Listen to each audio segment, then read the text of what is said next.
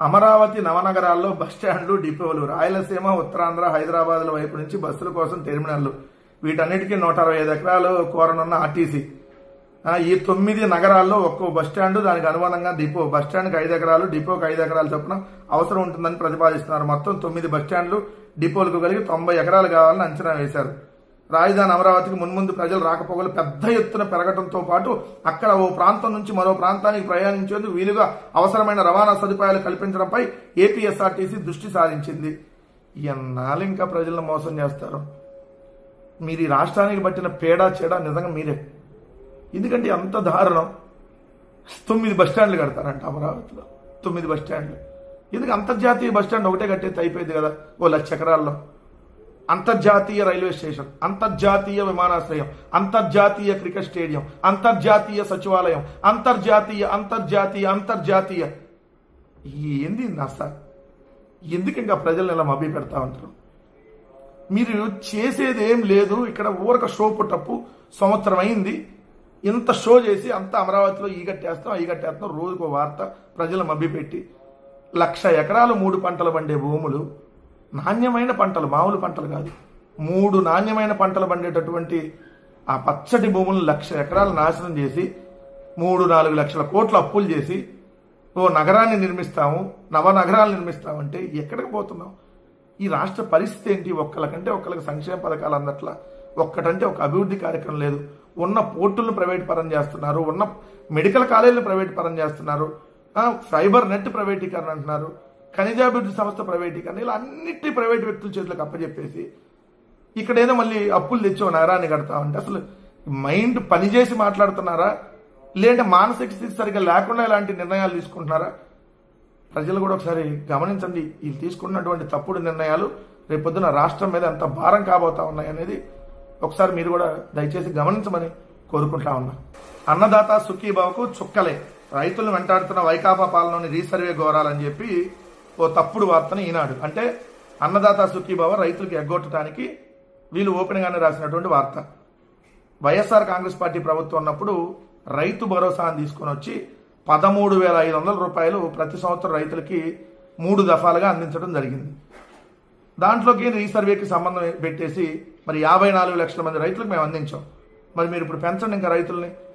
కానీ రీసర్వేకు చేయటం వల్ల ఇదంతా జరిగిందని చెప్పి అన్నదాత సుఖీభావకు చిక్కులే అని చెప్పి రేపు అన్నదాత సుఖీభావ ఓ లక్షలాది మంది రైతులకి ఎగ్గొట్టేటటువంటి ప్రయత్నాన్ని ఒక ఆర్గనైజ్డ్గా వీళ్ళు చేస్తూ మళ్ళీ వైఎస్ఆర్ కాంగ్రెస్ పార్టీ ప్రభుత్వం మీదకి వైఎస్ఆర్ కాంగ్రెస్ పార్టీ ప్రభుత్వం అంత మీదకి నెట్టేసేటటువంటి ప్రయత్నం చేస్తున్నారని అనడానికి ఈ వార్త నిదర్శనం.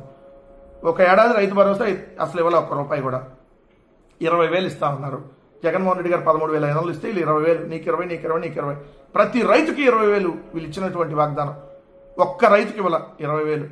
20,000 కాదు కదా, 2,000 కూడా ఇవ్వాల రాష్ట్ర ప్రభుత్వం తరఫున. సో కానీ ఇప్పుడు ఈ ఏడాది ఇస్తున్నా అంటున్నారు. ఇస్తానికి కొర్రీలు పెట్టడానికి ఇట్లా నేను మీరు తెలుసు కదా, ఏదైతే పెన్షన్లకు ఎలా తగ్గించేశారో అలానే గ్యాస్ సిలిండర్కి 60 లక్షల మందికి గ్యాస్ సిలిండర్లు ఎగ్గొట్టారు, చూశారు కదా, 60 లక్షల మందికి. అలా ఎగ్గొట్టేటటువంటి ప్రయత్నంలో భాగంగా అన్నదాత సుఖీభావకు చిక్కులే అని పెట్టి హెడ్డింగ్ పెట్టి మళ్ళీ ఎగ్గొట్టేటటువంటి ప్రయత్నంలో భాగంగా రాసినటువంటి ఒక తప్పుడు వార్త. జూన్ 4న సంక్రాంతి దీపావళి కలబోతగా చేసుకుందాం. ఆ రోజు కూటమి ప్రభుత్వం ఏర్పడి ఏడాది పూర్తి. పార్టీ శ్రేణులకు జనసేన అధినేత పవన్ కళ్యాణ్ పిలుపు. జూన్ 4న వాకిళ్లకు రంగు వల్లులతో అలంకరించండి, మహిళలకు ముగ్గుల పోటీలు నిర్వహించండి. వైకాపా పీడ విరగడే ఈ రోజుకి ఏడాది పూర్తయిన సందర్భంగా సాయంత్రం ఇళ్ల ముందు దీపాలు వెలిగించి బాణసంచా కాల్చండి. ఈ వేడుకల్ని సామాజిక మాధ్యమాల్లో పోస్ట్ చేసి విస్తృతంగా డిజిటల్ ప్రచారం చేపట్టిందని పవన్ కళ్యాణ్ ఆదివారం ఒక ప్రకటనలో దిశానిర్దేశం చేశారు. సిగ్గుండాలి కదా. మచ్చుమరిలో 9 ఏళ్ల బాలికని అత్యంత కిరాతకంగా అత్యాచారం చేసి హత్య చేస్తే ఇప్పటి వరకు 11 నెలలైనా శవం దొరకపోతే సంక్రాంతి దీపావళి చేసుకోవాలా పవన్ కళ్యాణ్ గారు? మూడు రోజులు మన మహానాడు జరుగుతున్న సందర్భంలోనే 3 ఏళ్ల పసిపాపని అత్యాచారం చేసి హత్య చేస్తే సంక్రాంతి దీపావళి జరుపుకుంటారా మీరు? రోజుకొక అత్యాచారం జరుగుతుంది, 2 రోజులకు హత్య జరుగుతుంది రాష్ట్రంలో, మనం దీపావళి సంక్రాంతి జరుపుకోవాలా? నీకు 15,000, నీకు 15,000 రాలేదు, నీకు 18, నీకు 18,000 రాలేదు, నీకు 20,000, నీకు 20,000, నీకు 20,000 రాలేదు, నీకు 36,000, నీకు 36,000, నీకు 36,000 రాలేదు, సంక్రాంతి దీపావళి జరుపుకోవాలా? ఏదైతే నీ 3 సిలిండర్లు ఇస్తానని 1 సిలిండర్ ఇచ్చి దానికి కూడా ఇంకా డబ్బులు పడకపోతే ఏదైతే సంక్రాంతి దీపావళి జరుపుకోవాలా? 30 లక్షల మంది ఇంకా పెన్షన్ల కోసం వెయిట్ చేస్తా ఉంటే ఒక్కటంటే ఒక కొత్త పెన్షన్ ఇవ్వకపోగా ఉన్నటువంటి పెన్షన్లు తీసేస్తే సంక్రాంతి దీపావళి జరుపుకోవాలా? 50 సంవత్సరాలు దాటిన ఎస్సీ ఎస్టీ బీసీ మైనార్టీలకి పెన్షన్ ఇస్తానన్నారే. దాదాపు 25 లక్షల మంది ఉన్నారు. కొత్త పెన్షన్లు అప్లై చేసుకున్న వాళ్ళు ఆల్రెడీ అంతకుముందు 2 లక్షల మంది ఉన్నారు. ఎలక్షన్ కూడా వాళ్ళు ఆగిపోయినాయి. కొత్తగా ఇప్పుడు 60 సంవత్సరాలు నిండిన వాళ్ళకి దాదాపు 3-4 లక్షల మంది ఉన్నారు. వాళ్ళకి పెన్షన్ లేవు. పండగ చేసుకోవాలా?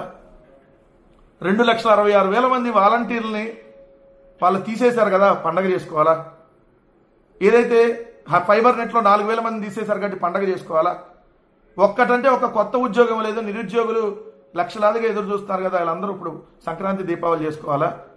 అంటే మీరు లేదంటే మీ తమ్ముడు లోకేషో, అంటే పవన్ కళ్యాణ్ గారు, పవన్ కళ్యాణ్ తమ్ముడు లోకేషో, లేదంటే మీ దత్త తండ్రి చంద్రబాబు నాయుడు గారు మీకు పండగ వస్తే మీకు సంక్రాంతి దీపావళి దసరా అన్ని కలిపి సంవత్సరంలో దోచుకోవడానికి మీరు 365 రోజులు దోచేసుకుని ఉన్నారు కదా, మీరు మాత్రం పండగ చేసుకుంటే రాష్ట్ర ప్రజలందరూ పండగ చేసుకున్నట్టేనా?